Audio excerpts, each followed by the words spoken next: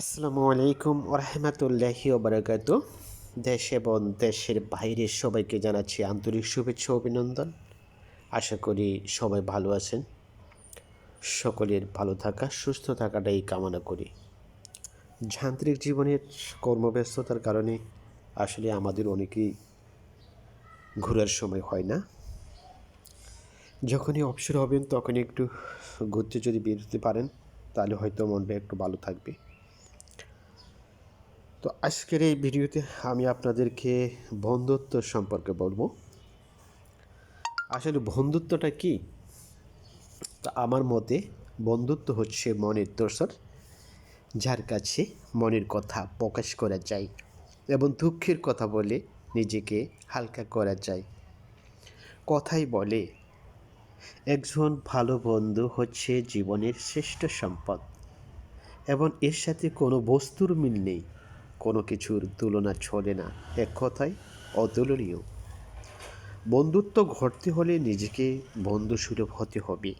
বন্ধু সে যে কোনো রকম প্রতিদানের আশায় না থেকে বন্ধুর দুদিনে দুঃসময়ে পাইয়ে দেয় সহমর্মিতা, সহানুভূতি ও সাহায্যের হাত। হৃদয়ের উদারতা বিশালতা যার যত বেশি, তিনিই তত ভালো বন্ধু। বিশ্বখ্যাত কবি জর্জ বাইরন যখন হ্যারি স্কুলে পড়তেন তখন রবার্ট ফিল নামে তার এক বন্ধু ছিল। একদিন উপরের ক্লাসের মাস্তান টাইপের একটা ছেলে ফিলুকে আস্তাই করে ধলাই দিচ্ছিল। বাইরনের এক পা খোঁয়া ছিল, তাই বন্ধুকে রক্ষা করা তার পক্ষে সম্ভব ছিল না।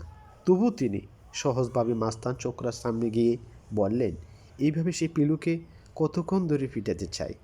লোকটা খেপে গিয়ে বলল, তাতে তোমার কি? ভাইরন ভয়ে ও রাগে কাঁপতে কাঁপতে বললেন, তোমার যদি আপত্তি না থাকে তাহলে আমি অর্ধেকটা পিটুনি খেতে চাই। বাহ, কি চমৎকার! এই হলো বন্ধুত্ব, একেই বলে প্রকৃত বন্ধু। তাই আমরা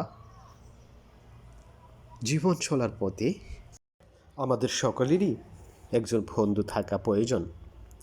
তাই বন্ধু নির্বাচন করার আগে আমরা বন্ধুকে যাচাই করে নিব সে সত্যবাদী কিনা, ধার্মিক কিনা এবং নামাজি কিনা, আল্লাহওয়ালা কিনা।